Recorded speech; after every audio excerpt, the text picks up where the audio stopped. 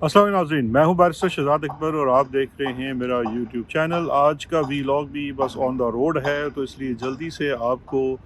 आज के दिन के ऊपर कुछ अपना तज्ज़िया पेश करते हैं और कुछ ख़बरें देते हैं। आज की सबसे बड़ी ख़बर, और मैं समझता हूँ ये तारीख़ में ये दिन आज याद रखा जाएगा, 6 मार्च 2024। 6 मार्च का दिन तो वैसे इसलिए याद रखा जाएगा कि मेरी शादी की सालगिरह भी है, लेकिन इसके साथ साथ 6 मार्च को आज हमारी सुप्रीम कोर्ट ऑफ पाकिस्तान और हमारी अदलिया ने अपने मुंह पर मली जाने वाली कालख का आज एतराफ़ किया है। लेकिन किसी भी तरीके से इसको देख लीजिए, इसका कोई भी एनालिसिस कर लें, तो मेरी नज़र में आज जो भुट्टो केस का या भुट्टो रेफरेंस का फ़ैसला किया है सुप्रीम कोर्ट के 9 रुकनी बेंच ने, ये सुप्रीम कोर्ट ऑफ पाकिस्तान का एक नामुकम्मल फ़ैसला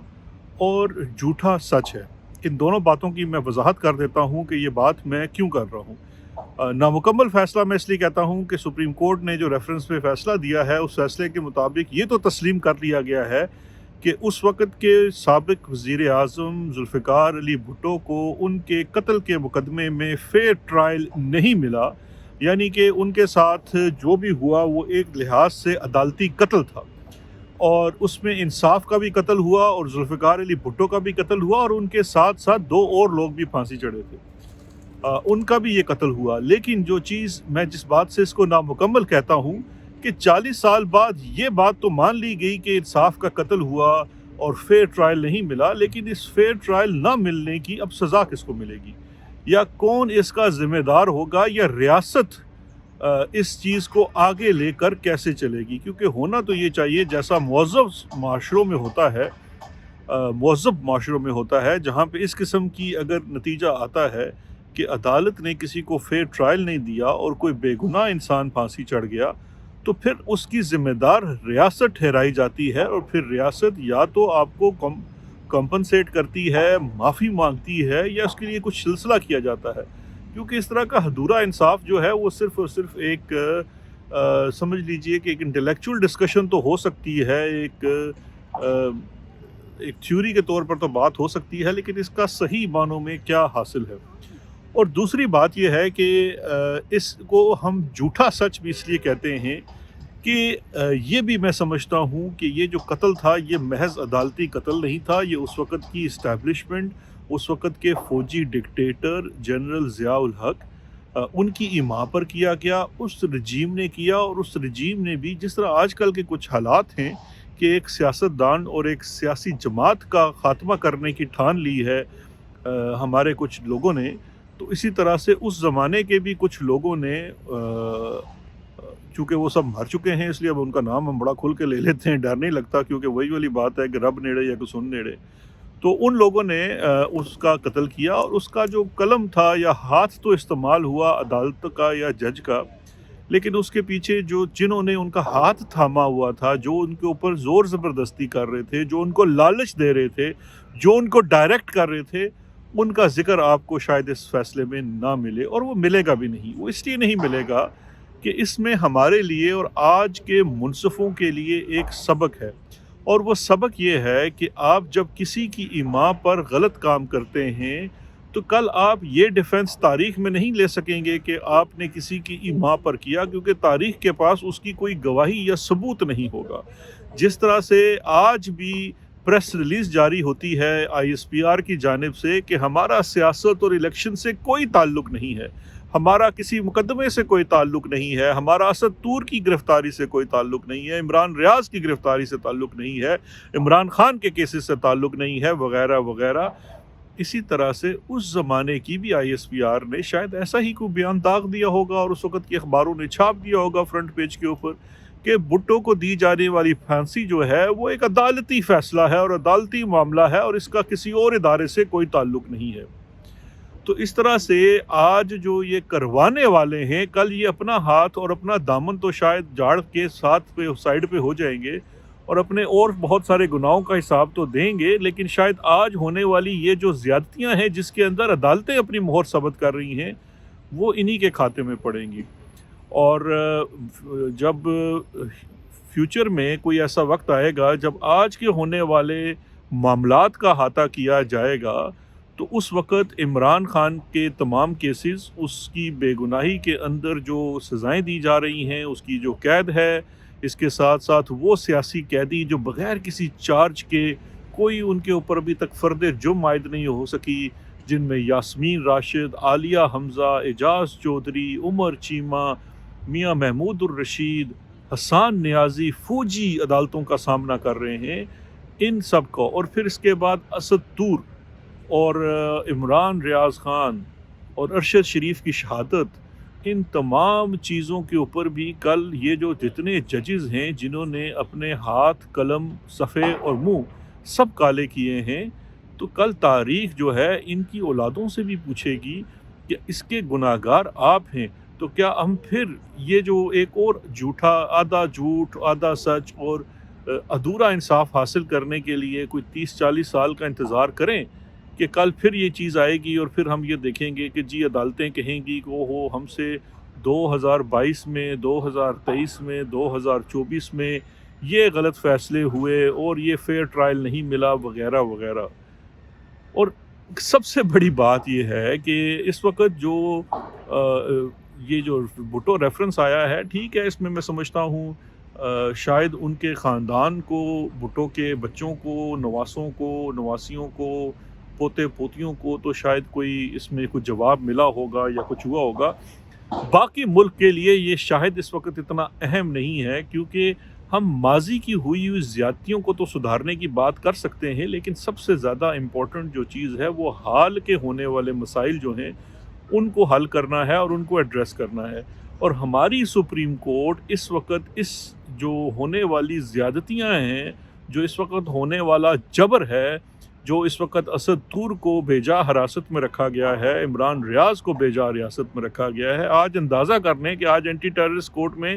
ان کا جو فردر ریمانڈ لینے کے لیے بتایا گیا ہے کہ جی ان سے ڈنڈا برآمد ہو گیا ہے، اور اب مزید جو ہے وہ ڈنڈے شاید برآمد کرنے ہیں، تو اس لیے ان کا مزید ریمانڈ دیا جائے، اور عدالت نے ان کا ریمانڈ دے دیا۔ اسی طرح سے اسد طور کا بھی 2 دن کا ریمانڈ دے دیا گیا ہے۔ آپ اسی چیز سے اندازہ کر لیجئے، عمران خان کے بھی کیسز میں بار بار کہہ رہا ہوں کہ ہائی کورٹ میں جہاں اپیلیں لگی ہوئی ہیں وہاں سے بھی ان کا پلان یہی ہے کہ اس کو ریمانڈ کر دیا جائے اور پھر دوبارہ سے یہ سرکس سٹارٹ کر دی جائے۔ یہ تمام وہ چیزیں ہیں، یہ تمام وہ زیادتیاں ہیں، یہ تمام وہ جبر ہے جس کے اندر ریاست شامل ہے، اور ریاست کی جو سب سے ایک اہم ستون ہے عدالت۔ عدالت کے بغیر ریاست مکمل نہیں ہوتی، اور عدالت کا سربراہ جو ہے وہ چیف جسٹس ہوتا ہے۔ تو چیف جسٹس صاحب جو ہیں وہ اس تمام اس وقت دندے سے اپنے آپ کو دور نہیں رکھ سکتے، وہ اس میں پوری طرح سے ملوث ہیں۔ وہ آج یہ نہ مانیں، کل تاریخ ان کے اوپر یہ بات لکھے گی اور ان کی اولادوں سے بھی اس کا حساب مانگے گی۔ اس لیے ان باتوں کی نظر میں ہم یہ کہتے ہیں کہ آج ہونے والا جو فیصلہ ہے یہ ادھورا سچ اور آدھا فیصلہ ہے، یا اس کو کہہ لیجئے کہ ایک نامکمل فیصلہ ہے، اور اس کی شاید یہ فیصلہ آنا بھی جو ہے اس وقت، اس کو بھی کل تاریخ لکھے گی اور دیکھے گی کہ اس وقت کس طرح سے اس چیز کو قاضی فیض عیسیٰ نے اپنی تشہیر کے لیے یا اپنا دامن آج کے ہونے والی زیادتیوں سے چھپانے کے لیے بھیجا استعمال کیا، اور یہ سوچا کہ شاید یہ ان کی لیگیسی کا حصہ بن جائے۔ ہماری پریڈکشن یہ ہے کہ آپ کی لیگیسی کا حصہ وہ نہیں بنے گا، بلکہ آج ہونے والے تمام وہ کرتوت بنے گے جو اس وقت عام نظر آ رہے ہیں، جس میں 2024 کے الیکشن کی بدترین جو ہے دھاندلی ہے، اور بقول چیف کمشنر راولپنڈی کے، جو ابھی تک شاید نامعلوم ہیں یا گمشدہ ہیں، ان کے بقول اس پوری دھاندلی کے جو سرغنہ ہیں، سربراہ ہیں، یا جن کو سب سے زیادہ الزام دیا جا سکتا ہے، وہ قاضی فیض عیسیٰ ہیں، کیونکہ پری پول ریگنگ تو جو ہے وہ ثبوتوں کے ساتھ ثابت کیا جا سکتا ہے کہ جناب وہ چیف جسٹس آف پاکستان صاحب کی ہی ایما پہ ہوئی ہے، اور اس سے اپنا دامن وہ کیسے بچا سکیں گے یہ دیکھتے ہیں۔ اب اس کے بعد جی آج دوسری جو بڑی خبر ہے وہ الیکشن میں ہونے والی دھاندلی، اور اس کے نتیجے میں جو ایک ریسنٹ دھاندلی کی گئی جس کی ہم پہلے آپ کو بخوبی بھی کر چکے ہیں، اور وہ خبر پہ درست بھی ثابت ہوئی، ریزرو سیٹوں سے متعلقہ، اس پہ پاکستان تحریک انصاف نے آج پشاور ہائی کورٹ کو اپروچ کیا تھا۔ پشاور ہائی کورٹ نے اس کے اندر سٹے دے دیا ہے اور حکم امتناعی جاری کر دیا ہے، جو وہ ممبران جو الیکشن کمیشن نے نوٹیفائی کر دیے ہیں کہ وہ حلف نہیں لے سکیں گے۔ اب اگر اس کا इम्पैक्ट ये है कि अगर वो हल्फ नहीं ले सकेंगे तो फिर 10 जो 2-3 दिनों में सदारती इंतखाब होने वाला है उसमें वो अब वोट नहीं डाल सकेंगे। इसका मतलब ये है कि आसिफ अली जरदारी साहब के खाते में पड़ने वाले कुछ मज़ीद वोट कम हो जाएंगे। अब इस चीज़ के ऊपर जो फर्दर जो है वो ज़ाहिर बात है इनको सुप्रीम कोर्ट से स्टे को उड़वाना पड़ेगा, क्योंकि पेशावर हाई कोर्ट में तो कोई दाल नहीं गलेगी। वो भी अगले आने वाले दिनों में देखेंगे कि किस तरह से हमारी सुप्रीम कोर्ट एक दफ़ा फिर से इस निज़ाम के रेस्क्यू के लिए बीच में कूदती है। तो देखते हैं अगले आने वाले दिनों में इस पे क्या होता है। तीसरी जो आज की बड़ी खबर मेरी नज़र में थी, पाकिस्तान में जो है वो जनाब जावेद हाशमी साहब का एक इंटरव्यू आया है और उस इंटरव्यू के कुछ भयानक इंकशाफात हुए हैं और उन इंकशाफात के मुताबिक ये अब जावेद हाशमी साहब one of the most senior well respected politician हैं और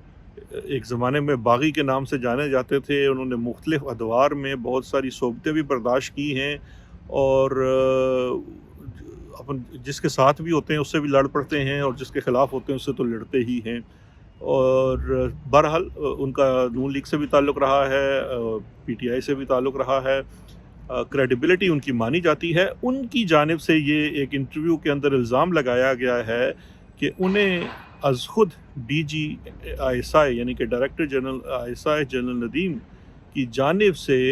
ये ऑफ़र की गई थी कि वो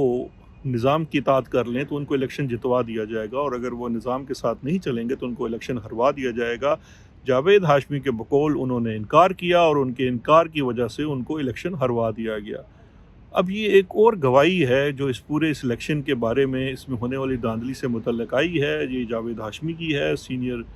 सियासतदान हैं, खुल के बोलते हैं, इनका ये बहुत बड़ा इंकशाफ है